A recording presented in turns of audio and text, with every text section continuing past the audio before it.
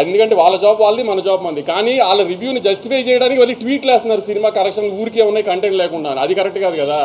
ఇది cinema industry, మీరు నేను కోఎగ్జిస్ట్ అవ్వాలి. నేను సినిమాలు రిలీజ్ చేసి హిట్ అయ్యి నేను సినిమా తీస్తేనే మీ వెబ్సైట్ రన్ అవుతుంది, నేను యూట్యూబ్ ఇంటర్వ్యూ ఇస్తేనే మీ యూట్యూబ్ ఛానల్స్ రన్ అవుతాయి. మీ ఇండస్ట్రీలో మేము యాడ్ ఇస్తేనే మీ వెబ్సైట్ రన్ అవుతుంది. అంతేగాని సినిమాని చంపేయడానికి ట్రై చేయమాకండి.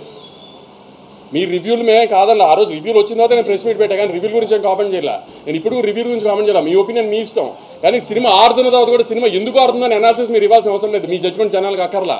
జనం ఆల్రెడీ జడ్జ్ చేసేసి జనం చూస్తున్నారు దాన్ని. ఆ జడ్జ్మెంట్లు చేసి సినిమాల గురించి సినిమాని డిస్ట్రాయ్ చేయడానికి ట్రై చేయమాకండి. సినిమాలు ఆడితేనే మీరు ఉంటారు, లేకపోతే వెబ్సైట్ మూసి ఇంటికి రావాల్సి వస్తుంది అందరూ.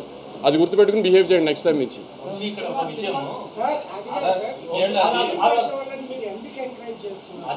అదే మా తప్పు చెప్తున్నా కదా.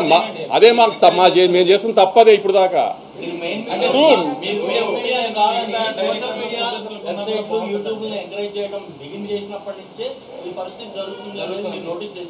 చేసాం మీరే తింటున్నారు, మళ్ళీ మీరే ఇంటర్వ్యూలు ఇస్తారు వాళ్ళకి. ఇంటర్వ్యూలు ఎవరు ఇస్తున్నారు ఎవరికి?